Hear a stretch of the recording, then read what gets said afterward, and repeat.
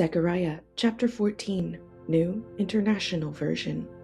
A day of the Lord is coming, Jerusalem, when your possessions will be plundered and divided up within your very walls. I will gather all the nations to Jerusalem to fight against it. The city will be captured, the houses ransacked, and the women raped. Half of the city will go into exile, but the rest of the people will not be taken from the city. Then the Lord will go out and fight against those nations, as he fights on a day of battle. On that day, his feet will stand on the Mount of Olives, east of Jerusalem, and the Mount of Olives will be split in two from east to west, forming a great valley, with half of the mountain moving north and half moving south. You will flee by my mountain valley, for it will extend to Azel. You will flee as you fled from the earthquake in the days of Uzziah, king of Judah.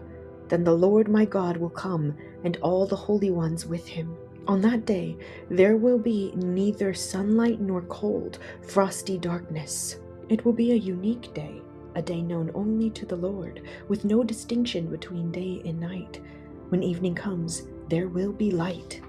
On that day, living water will flow out from Jerusalem, half of it east to the Dead Sea, and half of it west to the Mediterranean Sea, in summer and in winter.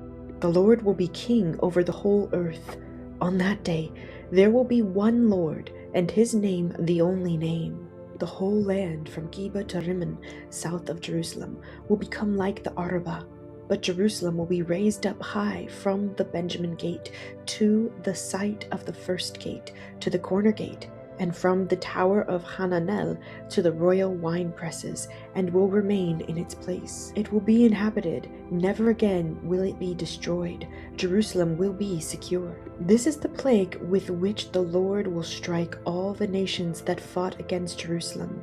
Their flesh will rot while they are still standing on their feet. Their eyes will rot in their sockets, and their tongues will rot in their mouths. On that day, people will be stricken by the Lord with great panic. They will seize each other by the hand and attack one another. Judah too will fight at Jerusalem.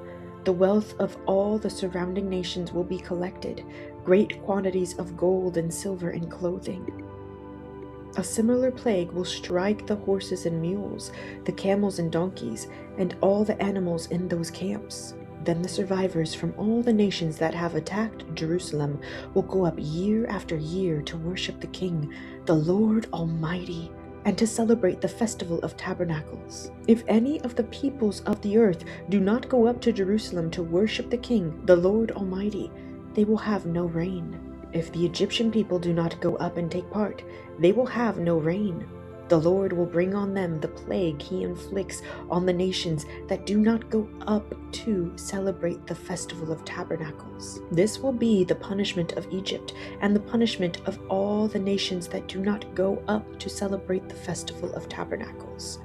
On that day, holy to the Lord will be inscribed on the bells of the horses, and the cooking pots in the Lord's house will be like the sacred bowls in front of the altar. Every pot in Jerusalem and Judah will be holy to the Lord Almighty, and all who come to sacrifice will take some of the pots and cook in them.